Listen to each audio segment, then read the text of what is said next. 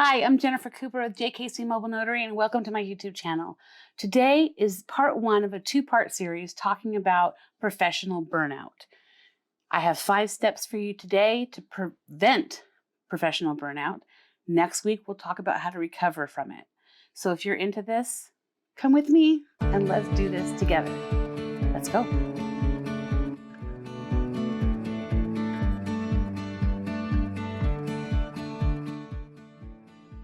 Hi, I'm so glad that you're here.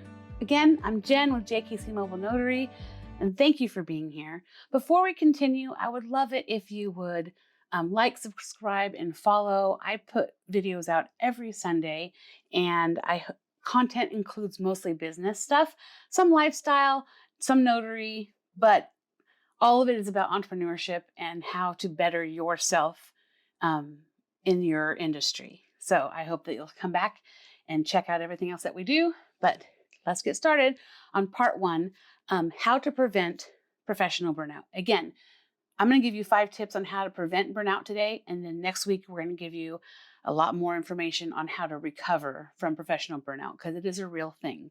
So as always, down below will be a blog post just about this, on all the links of all of the information that I pulled from, and as well will be down below, so you can find that directly. So the first thing I want to say is that burnout is a real thing. And if you guys haven't already watched my video about how I had to take a part-time job, part of the reason behind that is I stopped working for my business. And part of that is from professional, specifically marketing burnout. And I'm in the process of recovering from that right now. And so this is very timely for me. And I'm glad that I have a chance to talk to you about it. I'm literally pulling a spiderweb down from my light. You guys won't notice this, but I haven't recorded a YouTube video in a number of weeks.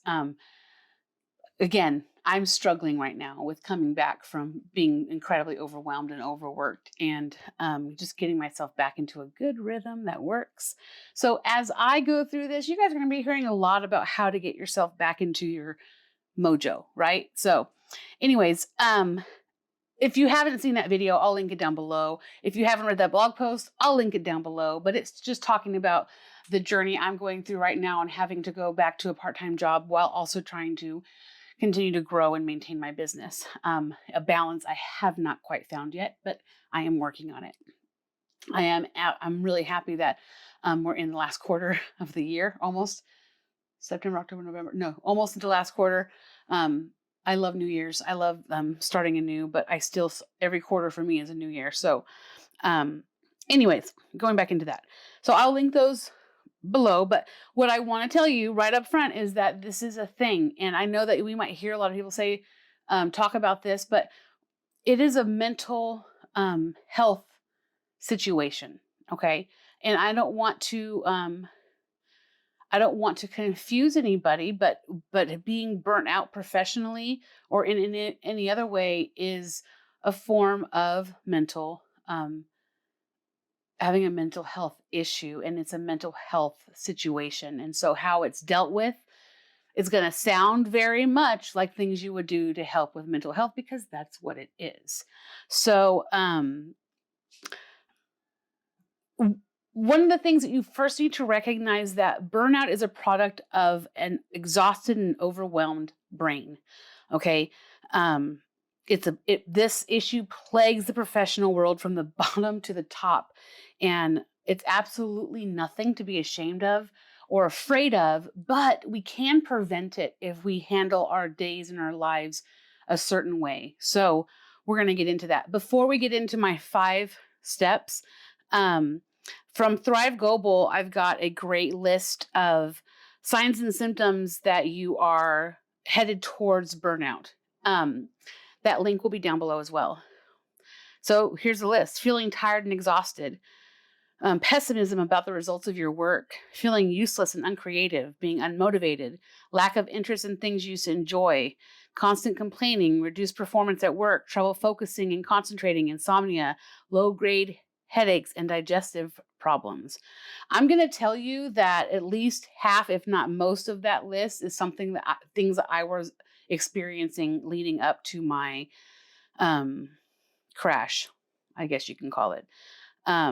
Clearly, some of those symptoms could be signs of other things going on, but they are also clear symptoms of an impending burnout happening in your life. So, Marketing Burnout, How to Deal with It by Ivana Taylor is where we're getting our 5 steps from, or 5 tips. And I like these tips a lot.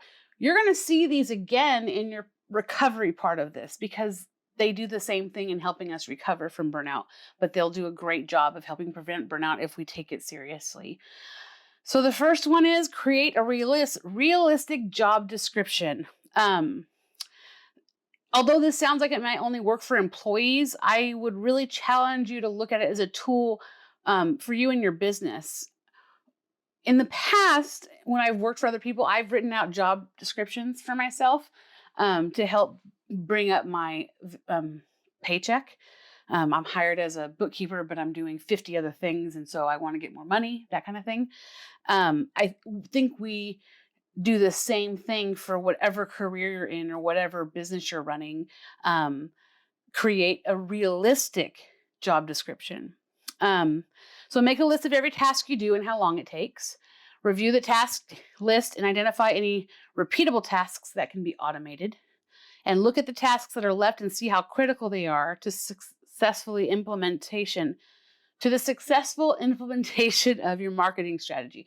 Specifically, this article is talking about marketing burnout, but I think it can apply across the board. Okay. I would also add your business plan and strategy as well. If they're critical, see if you can outsource them. If they are not, they have to go. And I have a list of those that are going to be going out the door for my business that are just taking up time and stressing me out in the process. Okay. Number 2 is focus on self-care. This is going to be a main theme going into recovery. So if we do it well ahead of time, we won't need recovery, right? As I said, burnout is a mental health issue. And with any mental health issue, it's important that you take special care. Taylor says, if you are sick, you might spend the day in bed, but if you are feeling bad for whatever reason, lack of sleep, poor eating habits, overwhelmed, then you need to take a mental health day. And so her suggestion is to take a day just to decompress and unwind and de-stress. And I think today in our society more than ever, if you're working for somebody else or working for yourself, telling somebody I'm taking a mental health day does not sound so outrageous. Right? Make healthy eating a priority. I don't know how many times you have to hear it on my channel, but healthy eating is a part of healthy everything. Healthy skin, healthy brain, healthy everything. So, I love junk food. I have a bag of candy in my purse right now. Come on, you guys. I struggle with it as much as you do, but it is a key part to making everything work right. Number 4 is remember that you choose, right? This is probably my favorite tip, because when you feel the burnout, this is what I wrote in my blog, right? When you feel the burnout chasing you, take a moment to remember that you have more control over your situations, especially as a business owner, than you might think you do. Taylor says, the author of this article says, take the flip side of any overwhelming situation and see it as something that has happened for you rather than to you. You have the power to change the way you look at any situation. Okay? We can just vibe out of just business, and you could look at everything that way. Can you imagine how happy we would be as individuals if we did that in every aspect of our lives? Create a motivation plan. This is great. I think we all kind of have this a little bit. But she's talking about creating a YouTube playlist that includes inspirational and motivational content. Watch a TED Talk, chat with a friend, unplug and stay away from social media, color, draw, paint, play an instrument. These are things that we do when we just kind of want to chill, right? One of my favorite things, and I just commented on one of my girlfriend's Facebook post. She had a picture of a book with a cup of tea. It is my favorite thing to do in the fall and winter is to sit down with a hot tea and a book. I haven't had the chance to do that for the last 2 years because I am an entrepreneur and I haven't made time for myself. And I'll tell you right now, it is the first thing going back on my list as I recover from the burnout that I've experienced. So those are your 5 steps. I'm gonna go over them real quick again. Create a realistic job description, focus on self-care, make healthy eating your priority, remember you choose, create a motivational plan. There are other things that can help with this, including sleep habits. Again, her article's talking to marketing professionals, but I think this goes for me. It went for me, and I'm not a marketing professional, though I do market. It's really easy to stay up until the wee hours of the morning to do the things I couldn't do during the day because I was too busy notarizing or now at my part-time job or family life or whatever. It's so easy. It'd be so easy for me not to go to bed. But sleeping well and having a routine is really important to my mental health. And I'm telling you that more than almost anything else, if I have 1 or 2 nights of bad sleep, that's all it takes to completely throw me off the rails. Phone calls. She's suggesting setting your phone on sleep mode to prevent calls coming through while sleeping or spending time with friends and family. I would suggest that you plug that phone in away from your bed. Time management. She suggests we become rigorous schedulers. And I agree with her. If it's not scheduled, it tends to not happen or be overlooked. I don't want you to overschedule your life. I'm trying to find a way to back that up a little bit. But if we don't schedule our time, somebody else will schedule it for us. That makes sense. Like for example, you can book me online and never talk to me. I have to remember that because if I wake up on Saturday morning and I have no appointments, I'm going to schedule my day. If I don't put it in my digital calendar, you can mess up my whole day just by just efficiently booking yourself an appointment with a notary. And so it's important that we all kind of manage that a little bit without being overwhelming about it. Avoid an unmanageable workload.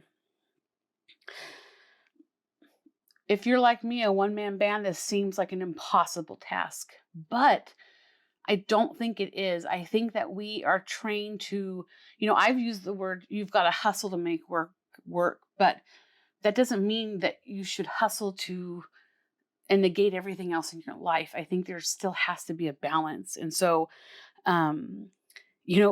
6 months into my business, that first year of my notary business, I was working like a dog and it was awesome. And then I suffered symptoms of a heart attack. It wasn't a heart attack. It was a really, really bad panic attack, but it was because I was not breathing and I was letting people run my life. And I'm a business owner. Nobody runs my life. I run my life. And so, try to avoid that. And lack of focus. And I put a note in here. How do you eat an elephant? If you were going to eat an elephant, don't eat an elephant. But if you were, it's one bite at a time, right? So just take things a little bit slower. So those are my 5 tips and a little bit more information how to prevent burnout. I hope that you guys are not on cusps or on the edge like I was. And if you are, I hope it helps you take a step back. Taking care of yourself is basically the biggest thing here. The biggest point is taking care of yourself.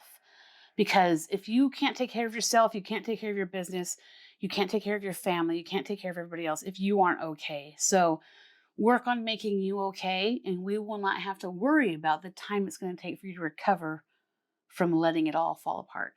So I hope this helped you today. I'd love to hear from you. And until next week, see you then. Bye.